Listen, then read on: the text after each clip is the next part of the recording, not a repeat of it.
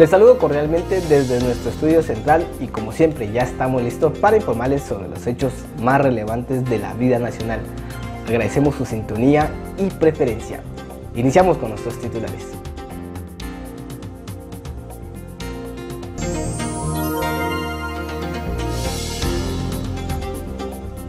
Mirador Electoral presenta segundo informe sobre la percepción del sistema político. En la primera parte de la presentación lo que se constató fue que existe una gran desconfianza hacia los políticos y que existe un clima pues que no es del todo favorable respecto a cómo se están realizando las elecciones. Procuraduría de los Derechos Humanos se pronuncia ante la crisis del sistema de salud. Seguimos enfrentando la crisis hospitalaria por el desabastecimiento de medicamentos, insumos, reactivos de laboratorio, falta de personal médico y déficit de infraestructura. Buscan alternativa para ejercer el pleno ejercicio de la libertad de expresión. Manifestamos la preocupación por la situación de violencia contra periodistas, el asesinato de una cantidad grande de periodistas y comunicadores en el último año y medio.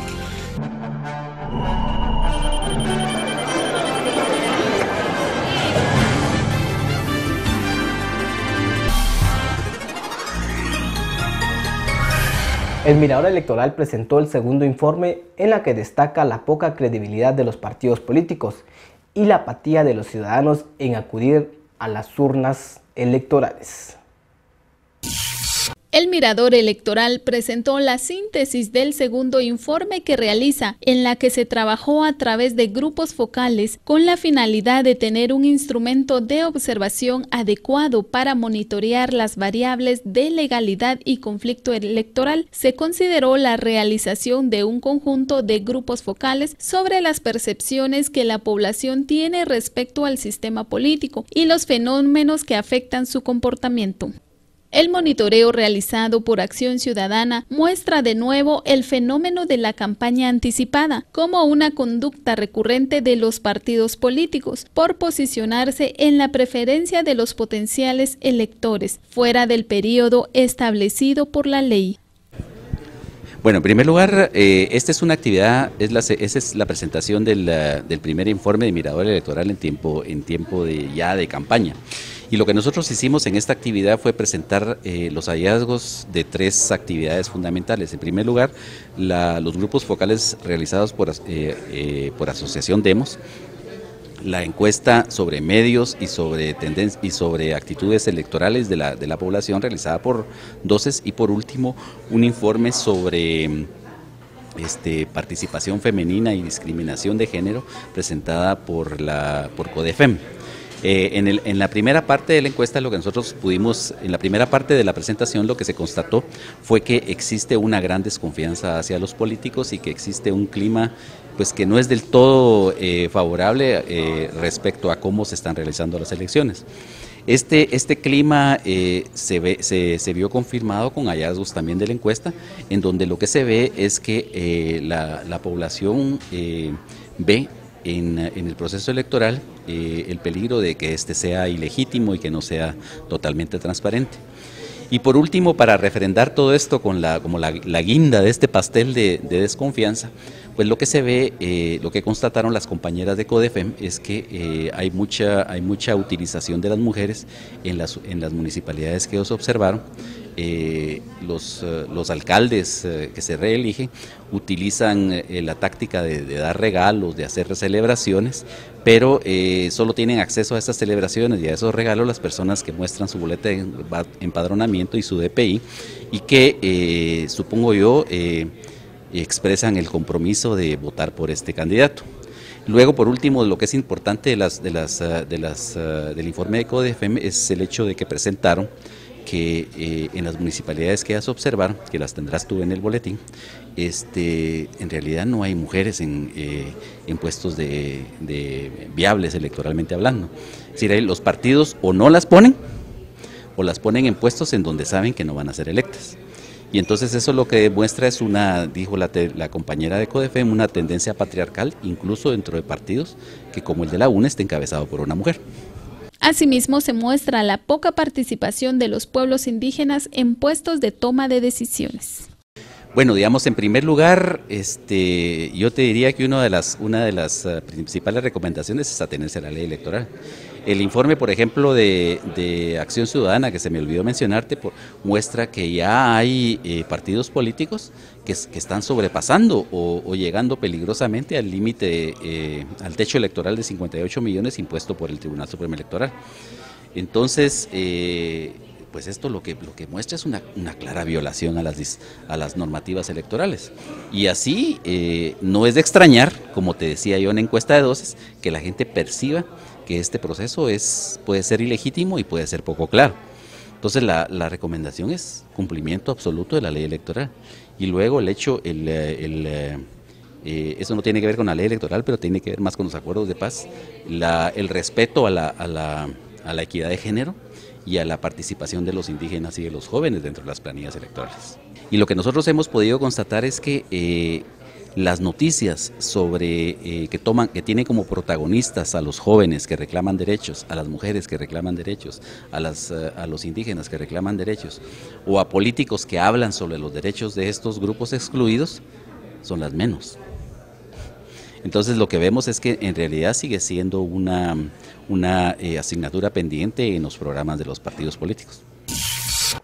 Con el acompañamiento de la cooperación internacional, entre ellos la Comisión Internacional de Derechos Humanos, la Organización de los Estados Americanos y el Instituto Centroamericano de Estudios para la Democracia Social, organizaciones de la sociedad civil configuraron la creación del Mecanismo de Protección de Periodistas en Guatemala, acción que servirá para el pleno ejercicio de la libertad de expresión.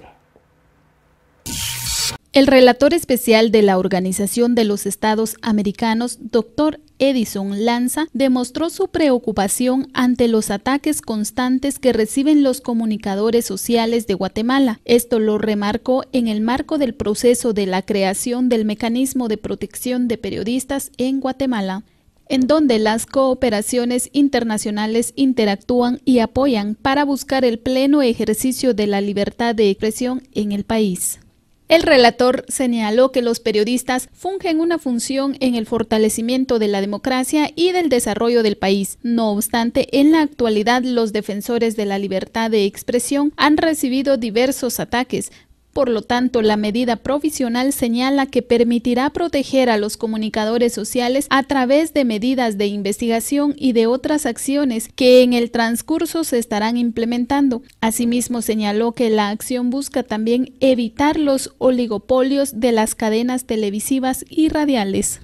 Bueno, la relatoría acaba de hacer público su informe anual sobre la situación de libertad de expresión en el hemisferio. Hay un capítulo vinculado a Guatemala y ahí manifestamos la preocupación por la situación de violencia contra periodistas, el asesinato de una cantidad grande de periodistas y comunicadores en el último año y medio, la situación de amenazas, agresiones de otro tipo. También señalamos como una preocupación la posibilidad de que se utiliza a veces el derecho penal para tratar de hostigar o acallar o de algún modo poner bajo presión a los periodistas por ejercer su profesión. Y por lo tanto, en una sociedad democrática, los periodistas no deberían estar sometidos al riesgo de justamente recibir una condena penal por ejercer su profesión. La situación de los medios de comunicación en cuanto a la existencia de monopolios y oligopolios en la comunicación también nos preocupa. Es muy claro que Guatemala tiene un oligopolio en la televisión abierta y tiene, digamos, también una situación compleja de acaparación de frecuencias en la radiodifusión en general, y se excluye muchas veces al sector comunitario de la comunicación, y por lo tanto ahí el Estado de Guatemala debería aprovechar la transición a la televisión digital no para reforzar el oligopolio que ya existe, sino para darle mayor apertura al sistema de medios, diversidad y pluralismo, y que otros actores puedan tener la posibilidad de expresarse a través de los medios de comunicación. Hemos recibido denuncias también de la creciente compra de medios por parte de actores políticos, que son actores muy importantes, entonces todo eso puede ser complicado para el espacio público y para la democracia en definitiva, ¿no? Nosotros no hacemos propiamente una tabla de posiciones. Lo que sí es marcamos las preocupaciones de cada país. Cada país tiene su realidad diferente y a veces sus problemas diferentes. De todos modos, creo que Guatemala comparte con Honduras, El Salvador, México, un problema estructural de violencia bastante importante. Creemos también, estamos haciendo un seguimiento, aprovecho, y acá estamos justamente hablando de eso, sobre la posible creación de un mecanismo de protección para los periodistas. Creemos que es algo que el Estado puede y debe hacer para mejorar una situación que es estructural de violencia, y por lo tanto lo que hacemos es un seguimiento de los principales problemas que tiene Guatemala al respecto. No, nosotros, digamos, la relatoría no es la que arma el sistema, lo que hace la relatoría es recomendar algunos estándares para construir estos sistemas. Y estos sistemas lo que tienen, son obviamente administrados por el Estado, pero tienen que tener participación de los posibles beneficiarios, de las organizaciones vinculadas a periodistas y de la sociedad civil. Tiene que haber niveles de participación importantes y tienen que tener en cuenta la especialidad de lo que significa proteger a periodistas, porque no se protege a un periodista sacándolo de su actividad y escondiéndolo en un lugar para que no lleguen a ver los que le quieren hacer daño, sino que se los protege también dándole medidas que lo protejan pero que le permitan seguir desarrollando su tarea. O sea, ese tipo de cosas son las que nosotros recomendamos, y después serán las distintas instancias estatales y de participación de la sociedad civil lo que va a permitir de algún modo armar ese sistema, ¿no? Para Evelyn Blanc, representante de la sociedad civil que acompaña en la creación de mecanismos de protección para periodistas, señala que los comunicadores sociales, sin excepción alguna, tienen el derecho de expresarse libremente como lo establece la Constitución Política de la República de Guatemala. No obstante, lamenta que los ataques y criminalización se han disfrazado de impunidad. Así es, bueno, Guatemala, digamos que dio una primera muestra de voluntad en noviembre de 2013 cuando lanza esta propuesta de programa de protección a periodistas. A partir de entonces, pues, se ha venido desarrollando una propuesta de mecanismo que en caso de agresiones a periodistas pues nos garantice protección, nos garantice continuar con el ejercicio de la libertad de prensa, porque el Estado es garante de eso, ¿verdad? No nos protegen a los periodistas porque caigamos bien, sino porque es obligación del Estado. Y pues ahorita está en fase de desarrollo la construcción de esta propuesta de mecanismo. Han sido consultados periodistas departamentales, han sido consultados periodistas capitalinos. Lamentablemente hubiéramos querido una convocatoria amplia, pero bueno, por razones de logística tal vez el Estado no ha podido hacer esta convocatoria tan amplia, y sí hemos tenido alguna posibilidad de ir comentando acerca de la propuesta. Nosotros, por ejemplo, como sociedad civil, hemos insistido mucho en que este mecanismo de protección a periodistas no se centre únicamente en medidas policiales, porque cuando un periodista es agredido, o fuertemente agredido, sobre todo implica, digamos, una carga a su salud emocional, a su salud mental. Cuando hay que retirarlo de las comunidades también necesita hospedajes, albergues, alimentación, su familia necesita ser atendida. O sea, es una situación que debe ser atendida de manera integral. Entonces, lo que como sociedad civil hemos dicho mucho es que este mecanismo debe ser capaz de proveer esa atención integral. En Colombia, por ejemplo, el mecanismo de protección a periodistas, que tiene cerca de 13 años de funcionar, opera con un presupuesto millonario, ¿verdad? Porque sí, en efecto, es una gran carga. Yo te diría que en Guatemala las organizaciones de sociedad civil hemos asumido en alguna medida la atención de estos casos con nuestros recursos limitados. Por ejemplo, para el caso que está ahorita en Quiché, la audiencia que está ahorita, ahí tuvimos que hacer una coordinación entre 4 ONG para atender bien el caso del colega Osvaldo Ical. Y ni aún así, porque digamos no hemos logrado protegerlo de tal medida que él pueda seguir ejerciendo el periodismo. Él ahorita no está ejerciendo el periodismo, obviamente, por seguridad. Entonces, pues es sociedad civil con sus limitados recursos la que está ahorita tratando de atender los casos. Ante la crisis persistente en el sistema de salud y en el Instituto Guatemalteco de Seguridad Social, La Procuraduría de los Derechos Humanos destacó situaciones alarmantes que ponen en riesgo la salud de los guatemaltecos.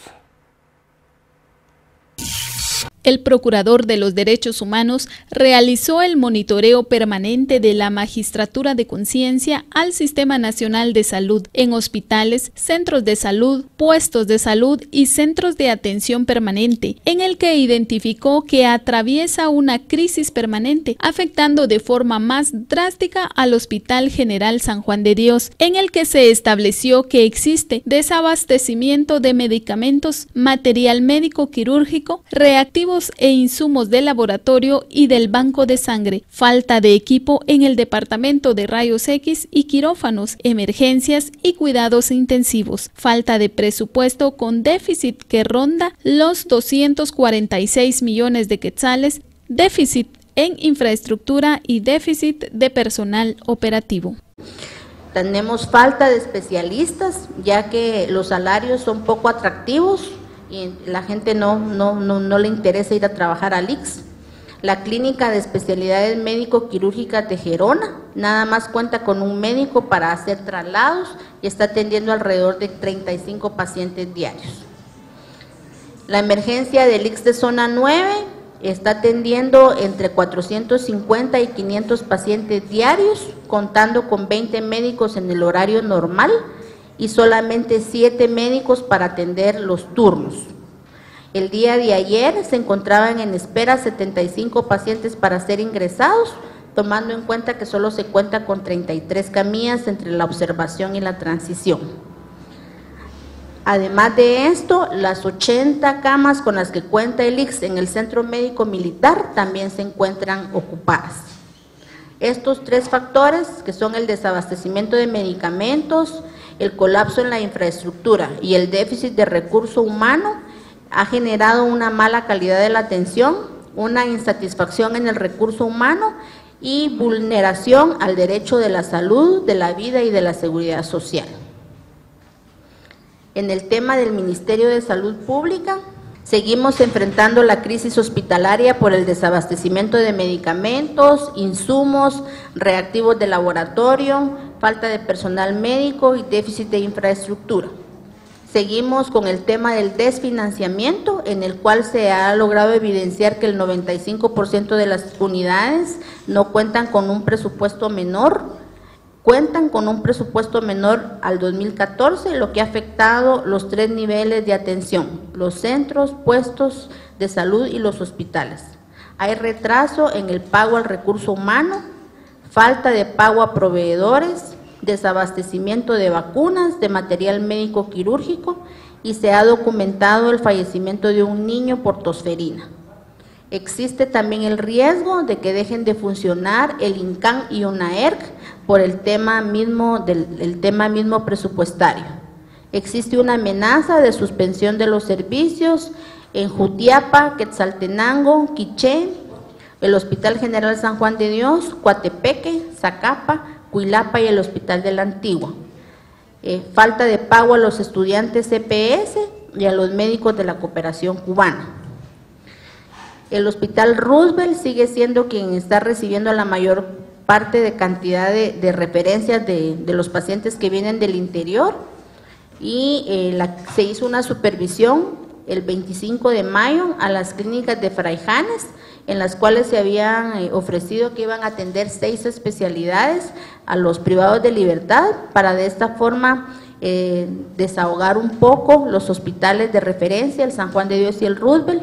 Sin embargo, al día de hoy solo se encontró nada más un médico atendiendo la especialidad de medicina interna sin el más mínimo equipo. Y la unidad de trasplante hepático, que había sido ofrecida desde el mes de febrero, todavía se encuentra sin realizar avances. En 1990 se afectaron alrededor de 490 niños. Y fue también secundario a un tema de desabastecimiento de vacunas que se presentó en aquel entonces, que se originó esta situación. En el 2013 hubo un brote mucho más pequeño, pero que también fue brote relacionado por el mismo tema, por el tema de la programación en la entrega de las vacunas. Y este año que tenemos documentado un caso. Sin embargo, sabemos que van a haber muchos más, porque todas son enfermedades que se contagian de forma muy rápida.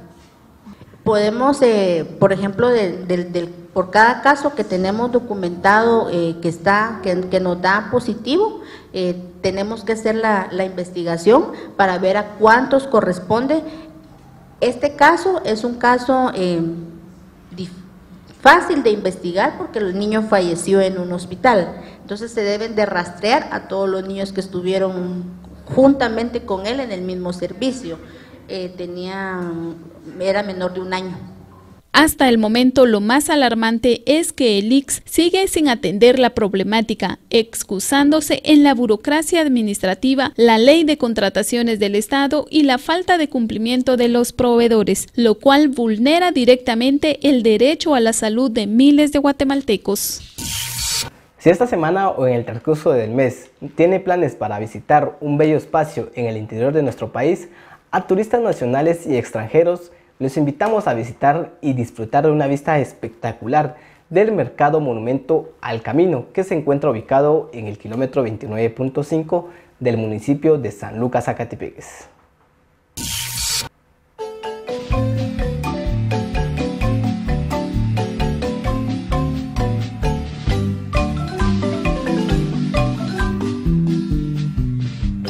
Actualmente el Mercado Monumento al Caminero, ubicado en el kilómetro 29.5 de San Lucas, Zacatepeques, es de reciente remodelación, lo que dinamiza la economía del lugar e identifica a las comunidades.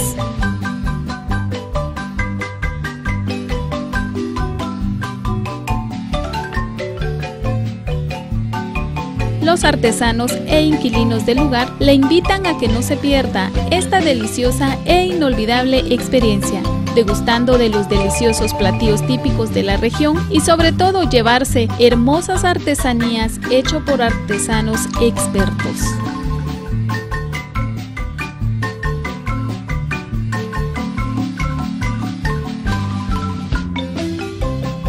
El patrimonio tangible e intangible de las distintas comunidades de Guatemala es de vital importancia para el establecimiento de las relaciones interculturales que nos llevan a una verdadera valorización y que permiten el reconocimiento de la riqueza cultural de nuestro país.